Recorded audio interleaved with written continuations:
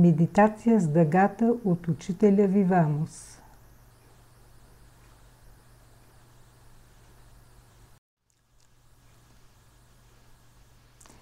Вие сте в центъра на една елипса. Това не е кръг, е елипса и има 7 еднакво големи входящи отвора. Вие сте в състояние да регулирате постъпващата под формата на небесна дъга енергия така, че да можете да използвате всички качества и свойства на тази дъга по ясен и интегриращ начин. Можете да насочите малко от виолетовия свят през единия отвор. Оставете всички цветове да навлезат през 7-те входа. Малко червено, синьо, жълто, зелено, оранжево, индиго, розово, сребърно и златно. Пуснете ги вътре, за да можете да ги интегрирате. Това е вашият канал. 7-те отвора представляват както чакрите, така и ендокринната система.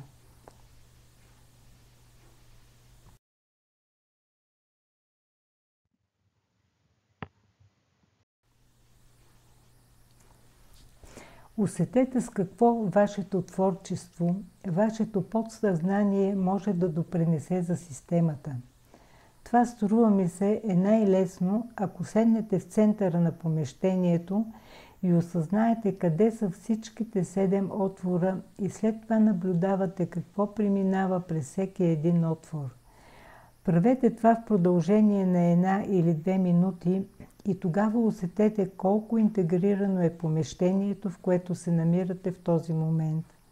Ако то ви се струва много добре интегрирано, тогава продължавайте нататък с това, което сте правили досега.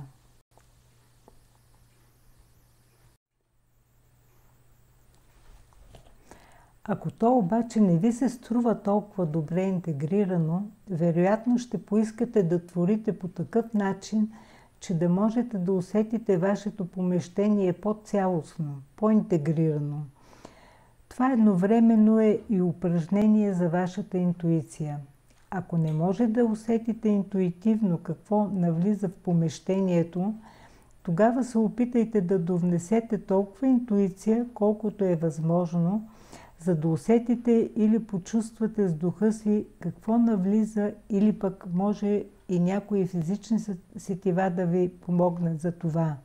Например, можете да помиришете или буквално да опипате това, което влиза.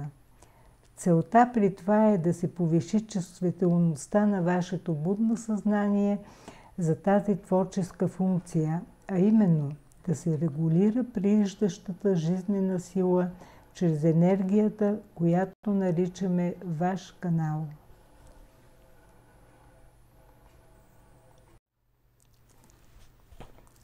Аз разбирам, че това упражнение не е толкова конкретно или лесно постижимо, както някои от вас биха си пожелали. Но когато просто го практикувате 1 или 2 седмици, ще разберете по-добре какви са възможностите тук.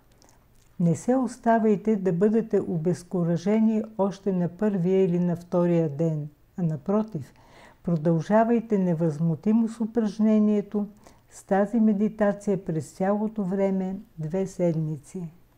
Благодаря.